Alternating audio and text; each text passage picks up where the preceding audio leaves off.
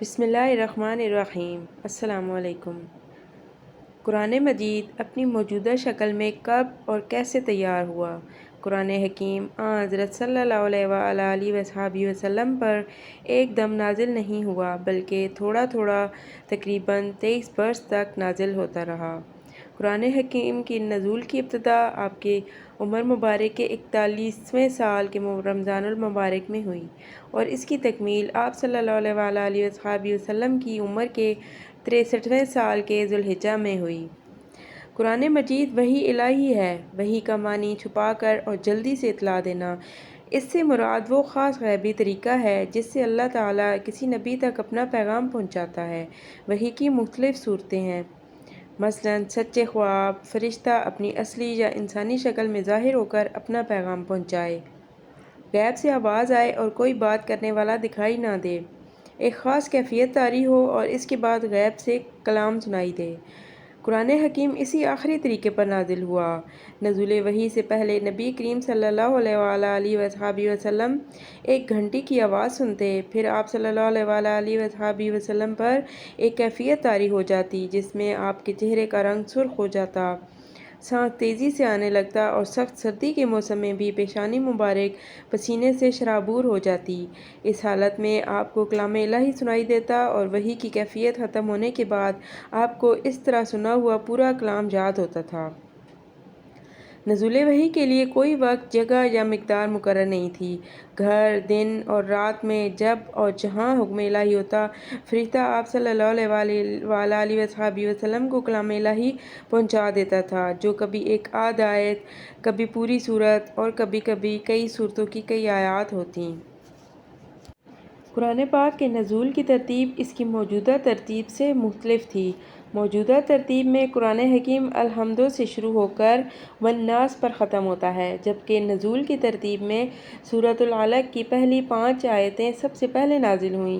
سورۃ البقرہ، آل عمران، النساء اور المائدہ جو شروع کی صورتیں ہیں، مدینہ منورہ میں نازل ہوئیں۔ تاہم قرآن حکیم کی 114 صورتوں کی باہمی ترتیب اور صورتوں کی اندرونی ترتیب یعنی آیات کی آپس میں ترتیب توفیقی ہے۔ توفیقی ہونے کا یہ مطلب ہے کہ حضرت صلی اللہ علیہ وآلہ وصحبہ وسلم نے اللہ کے حکم سے یہ ترتیب مقرر فرمائی تھی۔ ہر نئی وحی کے بعد آپ صلی اللہ علیہ وآلہ وصحبہ وسلم صحابہ کرام رضی اللہ عنہم کو یہ بتا دیا کرتے تھے کہ ان آیات کو فلاں صورت میں فلاں آیت سے پہلے اور فلاں کے بعد لکھا اور پڑھا جائے۔ ہر سال رمضان المبارک میں آپ صلی اللہ علیہ وآلہ وسلم حضرت جبرائیل علیہ السلام کے ساتھ اس وقت تک نازل شدہ قرآن کریم کا دور کیا کرتے تھے۔ حضرت صلی اللہ علیہ وآلہ وصحبہ وسلم کی زندگی کے آخری رمضان میں یہ دور 2 دفعہ کیا گیا تھا۔ قرآن حکیم کی کتابت کیسے ہوئی؟ حضرت صلی اللہ علیہ وآلہ وصحبہ وسلم نے شروع سے ہی اس بات کا اہتمام کیا کہ کلام الہی کو خود اپنی عام بات چیت سے، جو عربی میں ہی ہوتی تھی، الگ محفوظ اور ممتاز کر دیا جائے۔ آپ خود امی تھے، اس لیے نزول وحی کے بعد کسی پڑھے لکھے آدمی سے نازل شدہ کلام لکھوا کر اسے پڑھا کر سن لیا کرتے تھے۔ اس زمانے میں عرب میں کاغذ کا رواج بہت کم تھا۔ لکھنے کے لیے کھجور کے چوڑے پتے، اونٹ کے شانے کی ہڈی، ہرن کی جھلی وغیرہ استعمال ہوتی تھی۔ جو چیز بھی وقت پر دستیاب ہو جاتی، اس پر نازل شدہ آیات لکھ لی جاتی تھیں۔ اس کے بعد آپ صلی اللہ علیہ وآلہ وصحبہ وسلم اس تحریر کو مسلمانوں میں پھیلاتے اور وہ اس سے نقل کر کے اپنے پاس رکھتے۔ اس طرح ابتدائی دور میں ہی مکہ کے مسلمان گھروں میں قرآن کریم کے لکھے ہوئے حصے موجود تھے۔ وحی کو لکھوانے کا کام ہمیشہ کسی مسلمان سے لیا جاتا اور آپ صلی اللہ علیہ وآلہ وصحبہ وسلم اس کا اتنا اہتمام فرماتے تھے کہ ہجرت مدینہ کے خطرناک سفر میں بھی آپ نے لکھنے کا سامان اور کاتب ساتھ رکھا کہ شاید راستے ہی میں کوئی وحی نازل ہو جائے۔ مدینہ پہنچ کر آپ نے یہ انتظام بھی فرمایا کہ قرآن مجید کا ہر نیا نازل شدہ حصہ لکھوانے کے بعد مسجد نبوی میں ایک صندوق میں رکھ دیا جاتا تھا اور تمام مسلمان اس سے اپنے لیے نقلیں تیار کرتے رہتے تھے۔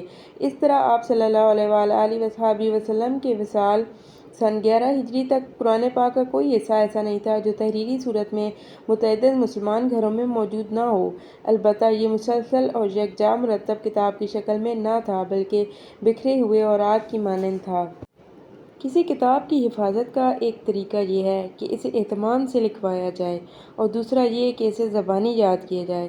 تمام آسمانی کتابوں میں سے صرف قرآن حکیم ہی ایسی کتاب ہے جسے حفظ کیا گیا اور آج تک یہ سلسلہ جاری ہے۔ عہد نبوی میں عربی زبان کے حرفوں پر نقطے اور حرکات یعنی زبر، زیر پیش وغیرہ کے ڈالنے کا رواج نہیں تھا، اس لیے شروع ہی سے آپ صلی اللہ علیہ وآلہ وسلم خود صحابہ کرام کو قرآن حکیم کی درست قرأت سکھاتے اور آپ سے براہ راست سیکھے ہوئے صحابہ کرام آگے دوسروں کو اسی تلفظ کے ساتھ قرآن کریم پڑھاتے تھے جس طرح انہوں نے آپ صلی اللہ علیہ وآلہ وسلم سے سیکھا ہوتا تھا۔ حضور پاک صلی اللہ علیہ وآلہ وسلم نے شروع ہی سے قرآن کریم کے حفظ کرانے کا اہتمام فرمایا۔ قرآن کا کچھ حصہ ہر مسلمان مرد اور عورت کے لیے یاد کرنا ضروری ہے تاکہ وہ نماز میں قرأت کر سکے۔ اس کا فائدہ یہ ہوا کہ قرآن کریم کی حفاظت بیک وقت دو طریقوں سے ہوئی، یعنی کتابت اور حفظ۔ چونکہ قرآن تھوڑا تھوڑا نازل ہوتا تھا اس لیے اسے حفظ کرنا آسان تھا۔ نیز اس معاشرہ میں باعزت مقام دینے، سرکاری عہدوں پر تقرر، امامت، قضاء اور گورنری وغیرہ کے لیے بھی قاریوں کو ترجیح دی جاتی تھی۔ ان سب باتوں کا نتیجہ یہ ہوا کہ حضور پاک صلی اللہ علیہ وآلہ وسلم کی زندگی میں کئی افراد مکمل قرآن کریم حفظ کر چکے تھے۔ ان میں بعض ہر رات میں مکمل قرآن کریم ختم کرتے تھے۔ اس حد سے بڑھے ہوئے شوق کی بنا پر آپ صلی اللہ علیہ وآلہ وسلم کو 5 یا 3 رات سے کم میں قرآن ختم کرنے سے منع فرمانا پڑا۔ قرآن حکیم کی سورتوں اور آیتوں کا نزول چونکہ ترتیب وار اور موجودہ ترتیب کے مطابق مسلسل نہیں ہوا، بلکہ اکثر ایسا ہوتا کہ ایک سورت ابھی مکمل نہ ہونے پاتی تھی کہ درمیان میں دوسری سورت نازل ہونا شروع ہو جاتی تھی۔ وحی کا سلسلہ آن حضرت صلی اللہ علیہ وآلہ وسلم کی آخری عمر تک جاری رہا، اس لیے قرآن حکیم کو آپ کی بتائی ہوئی ترتیب تلاوت کے مطابق مسلسل لکھنا ممکن نہیں تھا، البتہ حافظے کی مدد سے یہ ترتیب ملحوظ رکھی جا سکتی تھی اور مسلمانوں نے ملحوظ رکھی۔ حضرت محمد صلی اللہ علیہ وآلہ وسلم کی وفات کے وقت پورے کا پورا قرآن لکھا ہوا موجود تھا اور بے شمار لوگوں کو زبانی یاد تھا، البتہ لکھا ہوا مسلسل ایک کتاب کی شکل میں نہیں تھا بلکہ مختلف چیزوں پر متفرق اجزاء لکھے ہوئے تھے۔ اس کی مثال ایسی تھی جیسے ایک مکمل کتاب صفحوں کے نمبر لگائے بغیر مختلف اوراق پر لکھی ہوئی ہے، بے ترتیب تو ہو مگر پوری کی پوری اور مکمل موجود ہو۔ اس کے ساتھ ہی حفظ کی وجہ سے آیتوں اور سورتوں کی اندرونی ترتیب کا ایسا مکمل انتظام ہو چکا تھا کہ یہ کہا جا سکتا تھا کہ فلاں سورت کی اتنی آیتیں ہیں اور یہ فلاں سورت کی آیت ہے۔ ترتیب کے متعلق یہ سب معلومات حافظوں کے سینوں میں محفوظ تھیں۔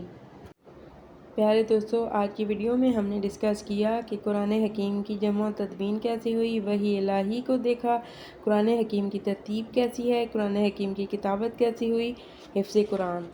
اگلی ویڈیو میں انشاءاللہ ہم دیکھیں گے قرآن حکیم کی تجوید عہد صدیقی میں، جمع قرآن عہد عثمانی میں، پھر آخر میں دیکھیں گے کہ قرآن حکیم کے اثرات کیا ہیں۔